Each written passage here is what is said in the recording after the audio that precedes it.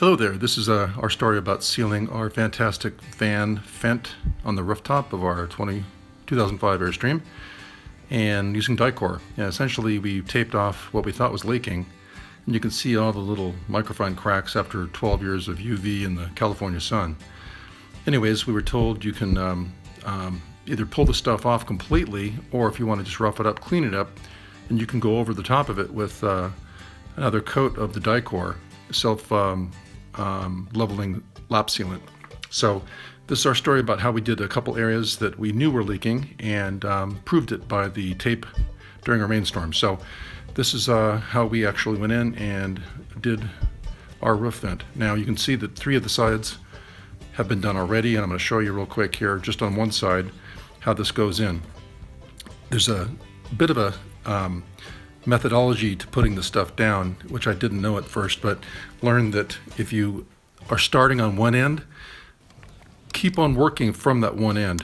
Don't break and go to the other end and come forward. And the reason for that is the sealant seems to bond better and self-level better if it's all kind of the same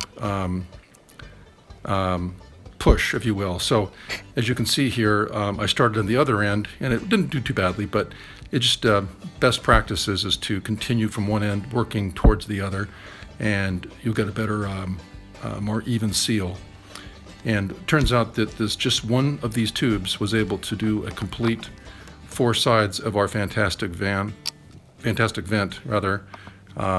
sealing. So this is us just kind of going at it on the one side. You can see how it sort of melts in there. It's much like cake icing, so it's not really liquidy, but if you do a good job of kind of putting it down and tapping it, it'll bond it better to the surface.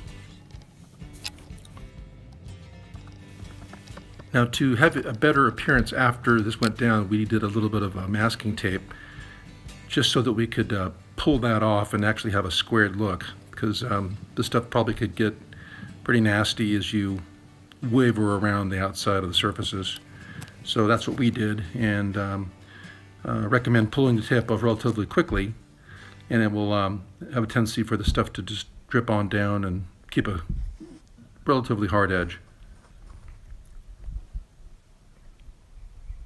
This is the first day we put it down, and it's a little thicker. Each day that goes by, there's more and more evaporation of the naphtha inside the material, and it actually starts to shrink a bit and actually loses a bit of its bulk. So you can see here, got a couple layers here, and it looks like it's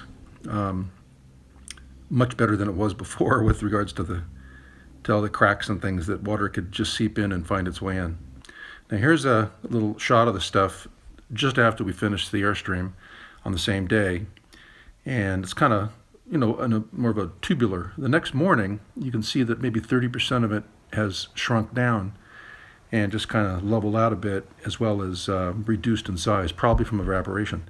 Now on the third day, it's still a little soft inside, but it's still actually shrinking even further. So as you can see, pulling a little bit of this off the side, it's still pretty malleable. Obviously, if you wanted to go up there and trim the excess pieces and stuff, you could probably do that with a not too sharp knife and just pull it off and make it nicer edging. But our next attempt is to do our wine guard antenna mount. So all in all, things went pretty well. It leveled up pretty well, and it certainly is a much better seal than we had before. And we're looking forward to another 10 or 15 years of good weatherproofing with this Dicor.